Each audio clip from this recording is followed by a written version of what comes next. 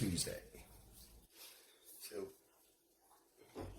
this morning, God didn't quite let me get a ton of sleep last night. This morning we're going to talk about another attribute of God. You saw I titled the video "Never Changing," because God is never changing. That is what we call immutability. Okay, so He never differs from himself. He's never changing. He's consistent. This is what I said yesterday. This is my favorite attribute of God. When I think of all of his attributes, when I think of his holiness, his omniscience, his omnipotence, his love, his grace, I think of immutability, and I'm most grateful for his immutability because he never changes. So once we're in him, we can never be taken away.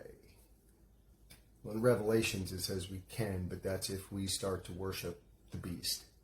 Then we can actually have our name removed from the book of life. But once we're in him, we won't get to that point of being able to worship the beast because we'll be taken home with him.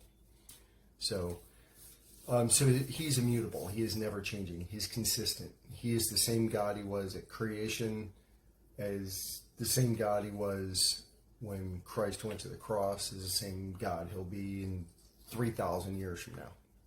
He's never changing. We can't say that. We change all the time. We get into bad moods. We change. Look at the changes that have transformation has happened in my life because of God, because of the change agent he sent to live inside of me called the Holy Spirit. And then that change agent triggers us to go out into the world and be a change agent for the world and to affect others around us. So God is never changing, and he is just beautiful. So us as mortals, we can change in three different ways.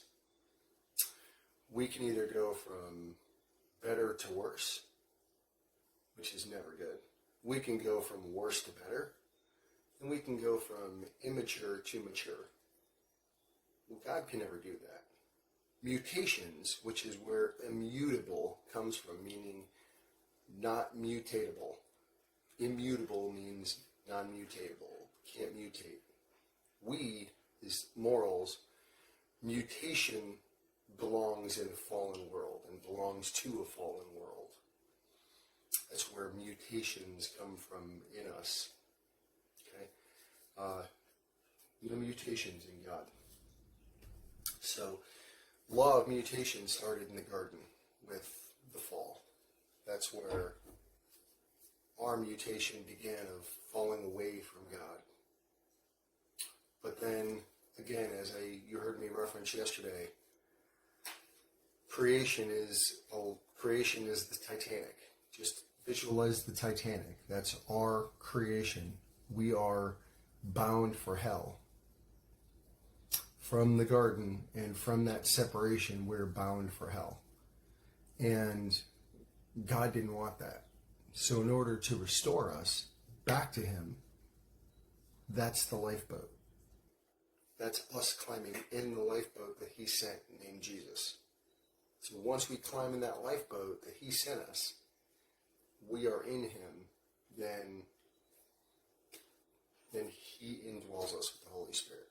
And that becomes the change in us. When you live that life, he becomes the change in us. So just kind of wanted to leave you with that thought and just kind of think about, again, just the attributes of God. Knowledge of the Holy by A.W. Tozer, such a good book. Such a good book. I'll put a link in it below in the comments. Those of you that are interested in it, really does talk about all of his attributes. And really, once we learn his attributes, we really learn about him. His sovereignty, his omniscience. Because there's three things that God is that Satan's not.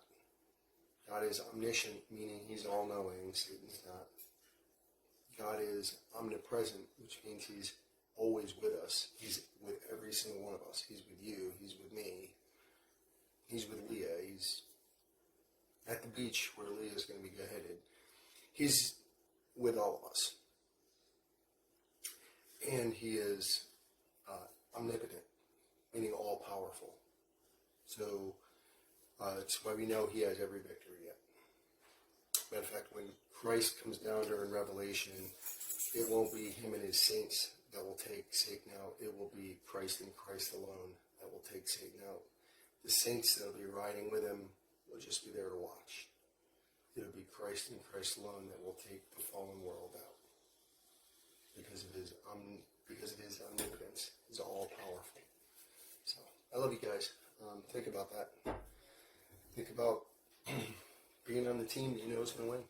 It's a beautiful thing. I love you guys. Have a terrific Tuesday. Those of you that are T-Mobile, don't forget it's T-Mobile Tuesday. So, love you guys.